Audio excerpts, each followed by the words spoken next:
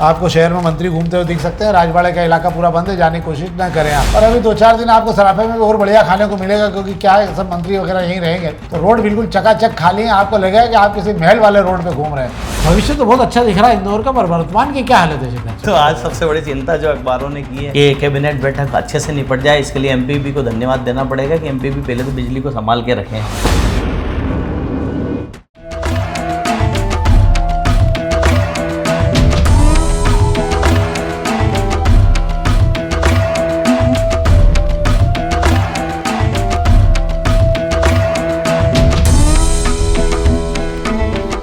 नमस्कार, शाम के अखबारों की चर्चा चाय के साथ। और आज जो है कुछ खबरें हम पहले बात कर लेते हैं। आज माँ अहिल्या के पावन नगरी में 300 साल बाद एक बार फिर गणेश हॉल में राजवाड़े में दरबार लगने जा रहा है। दरबार होगा सरकार का। इस बार सरकार के सारे मंत्री आज यहाँ पहुँच रहे हैं। कल कैबिनेट की बड़ी बैठक है यहाँ पर, जिसमें इंदौर को कुछ सौगात मिल सकती है। इंदौर का स्वर्णिम भविष्य दिखेगा, पर उस पर हम बाद में बात करेंगे आखिरी में। पर अभी हम बात कर लेते हैं आपसे अखबारों की चर्चा के पहले एक ज़रूरी खबर हम और आपको बता दें, जो सबसे ज़रूरी है कि विजय शाह जो है, जिनको लेकर बड़ी वो थी गिरफ्तारी को लेकर, आज सुप्रीम कोर्ट में उसको लेकर सुनवाई हुई और एसआईटी का उसमें गठन हो गया।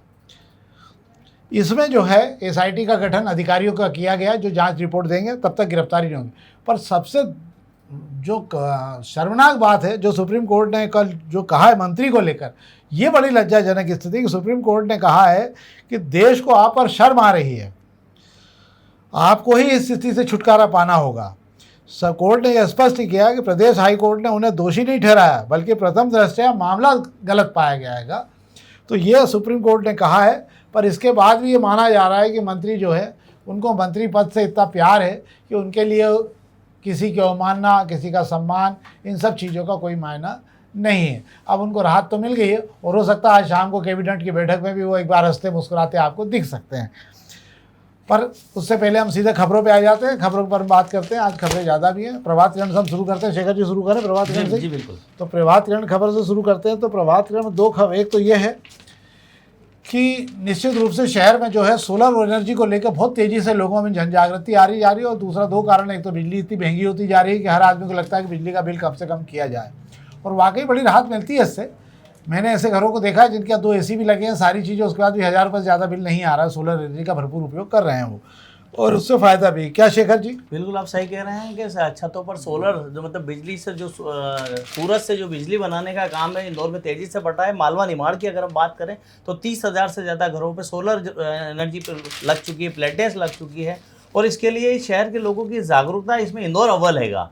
वजह ये है कि अच्छा गर्मी में इस सब चीज़ों की हमें याद इसलिए आती है कि गर्मी में जो है बिजली की खपत जो बढ़ जाती है, हर घर में पंखे, कूलर, एसी हमेशा चलते रहते हैं, और ज़रूरी भी है क्योंकि जिस तरीके का मौसम हो रहा हैगा, तो ऐसे में अगर हम सोलर एनर्जी की तरफ आगे बढ़ रहे हैं तो शहर के लिए और हमारे खुद के लिए बहुत अच्छा है। कम से कम जेब पे भारी नहीं पड़ेगा। हालांकि इसमें एमपीवी की मैं एक थोड़ी सी खामी कहना चाहूँगा कि वो मीटर लगाने में बड़ी देर करती हैगी। तो वो मीटर अगर एमपीवी तुरंत लगाते तो लोगों का इसमें रुझान और बढ़ेगा। और अब तो सब्सिडी पे मिलने लगे हैं, अब तो इंस्टॉलमेंट में भी सोलर प्लांट लगने लगे हैं।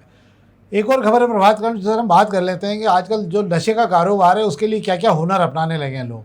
आपको कहीं पता नहीं लगता, पूरी तलाशी ले ली, कहीं नहीं निकला। अभी पिछले दिनों जो है चप्पल के तलवे में, मतलब जो चप्पल का जो बना रखा था पीछे की साइड में एड़ी का, उसके तलवे पे शानदार तरीके से जो है ड्रग की इसकी स्मगलिंग हो रही थी, और 2 युवकों को पकड़ा, ब्राउन शुगर जब्त किया। यार शेखर जी, मानना पड़ेगा। बिल्कुल बरोबर, अच्छा है। और ये भी पढ़ना है मैंने उस खबर को। उसके अंदर एक चीज़ और आपको बता दूं कि चप्पल के तलवे में जो ब्राउन शुगर तो रखी थी, पर उसको रखने के लिए आटे की लोई बना के रखी हुई थी। उस लोई में ब्राउन शुगर को रखा और फिर उस लोई को जो आटे के चप्पल के तलवे में बढ़िया जगह बना के रख दिया। बताओ आप, पर पुलिस है कहाँ ढूंढ लेती है ये। हाँ, पर चप्पल के तलवे से मामला जूते तक आ गया। एक और खबर, हम पत्रिका की बात कर लेते हैं। पत्रिका में एक खबर है, पर हालांकि इसमें सब राजनीति की बात भी बात करेंगे। हमको होलकर राज के दरबार की जो आज राजवाड़ा है, वाकई देखने लायक सजा हुआ है। भव्यता बहुत सुंदर है। क्योंकि आज और कल आप जा नहीं पाओगे, तो हो सकता है आपको जब भी समय मिले एक बार राजवाड़े के आसपास आप घूम सकते हो। लाइटिंग बहुत अच्छी की गई है, स्वच्छता बहुत है, गलियों को बहुत अच्छे से सजाया गया है। और जो चड्डी बनियान कपड़े बेचा करते थे उनको सबको वापस अंदर घरों में ठूस दिया गया, उनकी दुकानों के अंदर। तो रोड बिल्कुल चकाचक खाली है। आपको लगेगा कि आप किसी महल वाले रोड पे घूम रहे हैं। आपको 300 साल पुरानी होलकर रियासत याद आ सकती है कि। तो इस पर हम बात कर लेंगे बाद में। मुझे लगता है कि जब ये कैबिनेट की बैठक कल पूरी हो जाएगी उसके बाद 2-4 दिन राजवाड़ा लोगों को घूमने के लिए सैरगाह भी बन जाएगा। हाँ। जो नई तरीके से सजावट की सब देखने के लिए लोग दूर दराज से आएंगे। और अभी 2-4 दिन आपको सराफे में भी और बढ़िया खाने को मिलेगा, क्योंकि क्या है सब मंत्री वगैरह यहीं रहेंगे तो हो सकता है ज़्यादा व्यवस्था। एक और खबर पर हम बात कर लेते हैं। अंततः जो है भारत वन को लेकर मार जो डोंगी पीटी गई थी और जिसका नक्शा दिखाया गया तो वो फाइल हो गई बंद। अब जो है ये मामला ठंडे बस्ते में चला गया और सेना कह रही है कि वहाँ भारत वन बनेगा। कुल मिला के खत्म होगी फाइल। बिल्कुल ऐसा लगा इसमें जो 20 दिन से ये योजना आई थी, इसका बाजार में सुर्खियों में जैसे ये आई थी, नगर निगम सोच रहा था कि वो खुद इस पे काम कर लेगा, लेकिन भाजपा में जो अंदरूनी लड़ाई है, विधायक गोलू शुक्ला इसके विरोध में खड़े हुए हैं, सुमित्रा महाजन ने चिट्ठी लिखी, इसका विरोध किया उन्होंने, और इसको लेकर गोपी नेमा खुद भी मैदान में उतर गए थे, उन्होंने भी विरोध किया। ऐसे में महापौर पुष्यमित्र भार्गव, हालांकि बाद में उन्होंने भी कहा कि इस तरह की कोई ज़मीन अभी मिली नहीं है, तो फिर योजना कहाँ से आ गई। पर ये नहीं भूलना चाहिए कि वहाँ दौरा भी किया गया था और जो योजना बनी थी उसका जो है डिंडोरा भी पीटा गया था, बकाया था, सामने दिखाया भी गया था। पर ठीक है जब आप सबको साथ लेके काम नहीं करेंगे तो इस तरीके की भारत वन योजना के यही हाल होने। सबका हाथ हो गया विकास हो गया। अब हम दोपहर की खबरों की बात कर लेते हैं। दोपहर की 2 बड़ी खबरें पहले पेज पे, जिसके बारे में आपको बता देता हूँ। आपको याद होगा शायद कि राष्ट्रपति जी ने जो है उच्चतम न्यायालय को चिट्ठी लिखी थी 14 बिंदुओं पे, और उन्होंने ये पूछा था उच्चतम न्यायालय से कि क्या उच्चतम न्यायालय को ये अधिकार है कि वो राष्ट्रपति को दिशा निर्देश दे सके और वे बता सकें कि उनको निर्णय कब होना और क्या नहीं। ऐसे 14 सवाल पूछे गए थे। उन 14 सवालों पर उच्चतम न्यायालय ने बेहतरीन जवाब दिया है और उन्होंने उन्हें ही ये याद दिलाया है कि जो हमने कोई कानून नहीं बनाया, ना हम ये कोई कह रहे हैं, जो भी कानून बना हुआ है वो खुद सरकार का ही बनाया हुआ है। और उन्होंने 2016 की गाइडलाइन जो गृह मंत्रालय ने तय की थी उसमें स्पष्ट है कि राज्यपाल और राष्ट्रपति दोनों के लिए ही जो है 3 महीने का समय तय है। और ये जानकारी जो है ये पारदीवाला जो जज हैं, उन्होंने जो न्यायिक जज, उनके प्रशासनिक जज होते हैं, उनकी तरफ से दी गई है। और उन्होंने कहा है कि राष्ट्रपति राज्यपाल ये कोई भी संविधान से बड़े नहीं है। जो कानून बना हुआ है हम उसी की बात करें और उसी के तहत ही हमने आदेश जारी किए थे। अंततः ये माना गया कि इसके पीछे जो खेल और जो नीचा दिखाने का था, आपको यह भी याद होगा कि उप सभापति जगदीप धनखड़ जो हैं उसको लेके बोल चुके थे कि ये सुपर कोठा हो गया और इन्होंने जो है तमाम चीज़ें कही थी उन्होंने कि इस प्रकार के निर्णय कैसे दे सकते हैं राष्ट्रपति को। तो उच्चतम न्यायालय ने याद दिलाया कि हम कहीं गलत नहीं है, आपको ही याद करना पड़ेगा, कानून आप कहिएगा। एक और सी वोटर का सर्वे हुआ है। सी वोटर ने पूरे देश भर में सर्वे किया था। सर्वे में पाया गया, ये कब, जब सीज फायर के पहले 3 दिन लड़ाई को लेकर उन्होंने सर्वे किया, तीनों दिन अलग अलग, और सैंपल साइज उसका 2500 था। उसके अंदर उन्होंने जो जानकारी निकाली तो उसमें यह हुआ कि सेना के प्रति लोगों का विश्वास बढ़ा। पर पहले दिन जब हमला किया तो देश के लोग सेना भाजपा के साथ खड़े थे, सरकार के साथ खड़े थे। पर जैसे ही सीज फायर हुआ तो सरकार, भाजपा की लोकप्रियता, मतलब सरकार की लोकप्रियता में 8 से 10% का अंतर, 8% का अंतर आ गया। और इसमें बड़ी मात्रा में भाजपा के ही कार्यकर्ता थे जिन्होंने नाराज़गी व्यक्त की कि जब हम पाक अधिकृत कश्मीर का दावा कर रहे थे, सरकार कह रही थी कि बस हमको तो लेना ही है, तो ऐसा लग रहा था कि 2-3 दिन में पाक अधिकृत कश्मीर में काम चालू हो जाएगा। हालांकि न्यूज़ चैनलों ने तो कराची में सब बंटवा भी दिया था, सब कब्जा वब्जा करके तो पहुंच भी गए थे वहाँ, तो बस नहीं चला तो योग गुरु की कक्षा भी शुरू करवा देते वहाँ पे वो। पर ये शर्मनाक स्थिति रही और उसको लेकर लोगों में बड़ी नाराज़गी रही। तो कम से कम उसमें जो है पहले 68% लोग सरकार के साथ थे और जैसे ही हुआ तो 60%, मतलब 62% के लगभग लोग आ गए उसके अंदर। ये थी खबरें। और आज सवेरे तो फिर तमाम जगह बिजली जाने का क्रम जारी रहा। 36 जगह आज सुबह से मेंटेनेंस का काम चालू कर दिया था एक साथ, सुबह से ही कई इलाकों में बिजली गुले। क्या आज ये मंत्रिमंडल की बैठक में लाइट वाइट जाने का है क्या? जनरेटर लगा दिए सब? कह रहे हैं कि मंत्रिमंडल को भी मुझे ऐसा लगता है कि बाहर बादल हो चुके हैं और मौसम जिस तरीके से हुआ है, अगर बारिश आती है तो बिजली विभाग के लिए बड़ी चुनौती होगी कि शहर की आम जनता को तो वो बेवकूफ़ बना देती है, जब भी बिजली जाती है तुरंत लाइट बंद कर देती है। और अब सरकार यहाँ है, क्या सरकार के सामने वो ऐसा कर पाएगी? और मुझे लगता है कि पावर बैकअप भी रखा गया होगा, क्योंकि सरकार को भी मालूम है कि एमपीबी क्या है और कुछ नहीं होता, एमपीबी ने उसको व्यवस्था करा दी होगी। पर मुझे लगता है कि बिजली को कायम रखना, जिस तरीके का मौसम आज है, कैबिनेट की बैठक कल होने वाली है, अगर इस समय अगर बिजली बचाने में एमपीबी पूरा जोर लगा रही, जब भी सुबह से जो आप बोल रहे हैं 36 जगह जो है मेंटेनेंस का काम शुरू किया, पहले वो जगह मुझे लगता है देख भी लेनी चाहिए कि वो 36 जगह के इलाके कौन कौन से हैं, जहाँ जहाँ मंत्री संतरी जाएंगे उसके आसपास के इलाकों को ही चकाचक रख रहे हैं मुझे। हाँ, पर एक बात आपने कही ना, जैसे ये आम आदमी को तो बेवकूफ़ बना सकते हैं, पर एक बार शेखर जी जिनको आदत पड़ जाती है ना बेवकूफ़ बनाने को, किसी को ही बनाने की कोशिश करते रहते हैं। तो कोई आश्चर्य की बात नहीं, मंत्रियों को बेवकूफ़ बनाने की कोशिश की। हालांकि वहाँ जनरेटर लगा दिए हैं, सब जगहों पे जनरेटर खड़े कर दिए ताकि जैसे ही लाइट जाए तो जनरेटर से 30 सेकंड में लाइट वापस मिलने लग जाएगी। अब हम अग्निबाण की खबरों की बात कर लेते हैं। अग्निबाण खबर में एक अच्छी है, होलकर रियासत का पुराना उन्होंने दीवान बयान सजा के खबर लिखी कि राजवाड़े पर वो बैठती थी अलिया भाई होलकर, और कल यहाँ पे मोहन सरकार विराजेगी। तो अहिल्याबाई होलकर जो फैसले किया करती थी वो बड़े न्यायप्रिय हुआ करते थे और बड़े प्रदेश के हित में हुआ करते थे। और मुझे ऐसा लग रहा है कल शायद हमारे यहाँ भी कुछ फैसले अच्छे हो सकते हैं, जिस पर हम बाद में बात करेंगे। बाकी खबरें सब सामान्य हैं। कैबिनेट के अतिथि आज पहुँच जाएंगे शाम तक।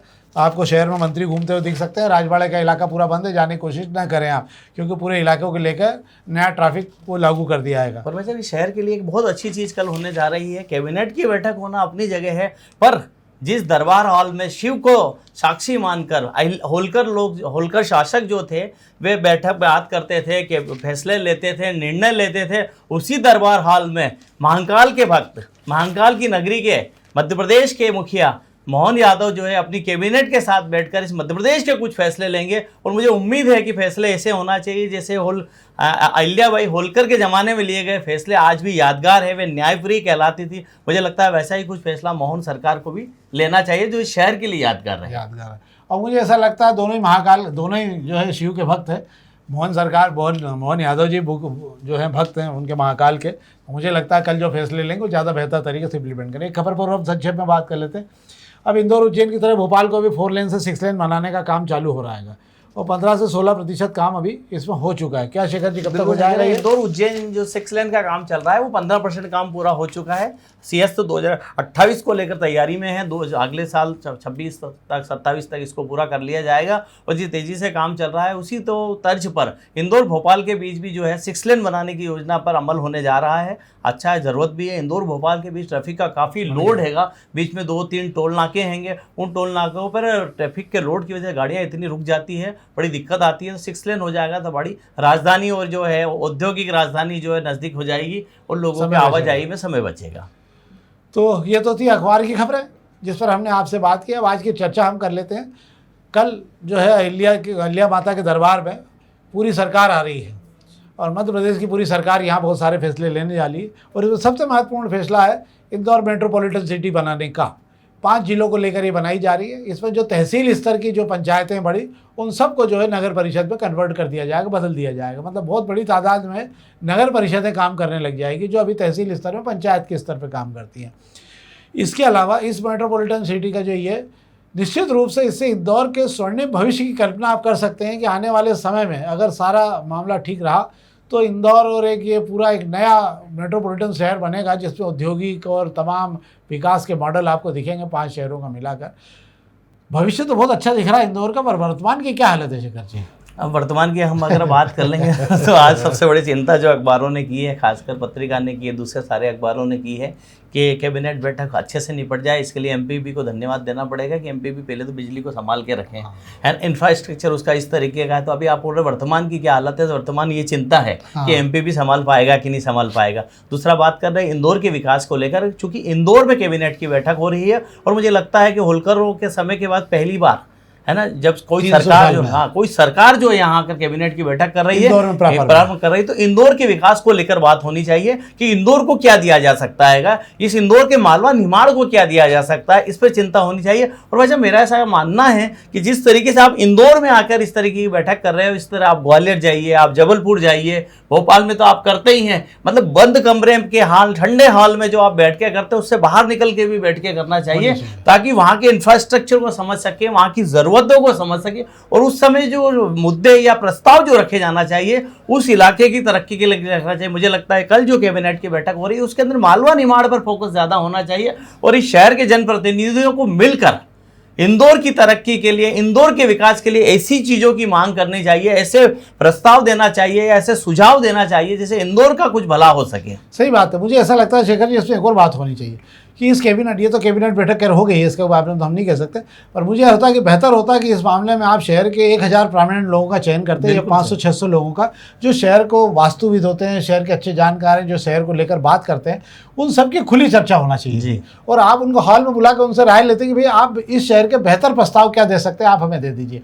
निश्चित रूप से कुछ लोग बताते हैं जिनका डेमो होता, पर उसमें आपको कहीं ना कहीं कुछ ऐसी योजनाएं बेहतर तरीके से मिलती जिसका उपयोग आप उस कैबिनेट बैठक में स्वीकृति कि आज हमको ये हमने कल सुझाव सुझाव लिए थे ये बेहतर थे और हमने इसका तत्काल इम्प्लीमेंट किया और ये हमने स्वीकृत कर दिया है ये वाला काम। तो मुझे लगता है शायद इससे एक अच्छा मैसेज भी जाता कि आज अगर किसी विषय पर बात हो रही तो आज ही इस पर निर्णय भी हो गया, ये बहुत बड़ी बात होती है। मुझे लगता है एक चीज और ऐड होनी चाहिए कि इस मोहन सरकार के सारे मंत्री, सारे विभागों के मंत्री इंदौर में आ रहे हैं, तो उन्हें यह भी देखना चाहिए कि उनके विभाग के जो अफसर हैं, उनके विभाग के जो जिम्मेदार हैं, उनसे भी बात उनको अलग से बैठ के करना चाहिए कि वो यहाँ जो योजनाएं वो लाए हैं उन योजनाओं पर यहाँ अमल कितना हो रहा है। सही बात, एक एक का रिपोर्ट कार्ड ले लेना चाहिए, सारी जानकारी लेना चाहिए और कौन कौन से काम में हम पिछड़ गए उस पर भी कारण भी जानना चाहिए। तो इससे कम से कम हम शहर को व्यवस्थित तरीके से और आगे बढ़ा पाएंगे। तो मुझे लगता है ये आज का जो बेसिक मुद्दा है। कल मंत्रिमंडल की बैठक है हमारे यहाँ, तो हम उस पर भी चर्चा करेंगे, सवेरे हो जाएगी, तो शाम तक जब हम उस विषय में बात भी कर लेंगे और बेहतर तरीके से हम आपको जानकारी दे पाएंगे ये क्या है।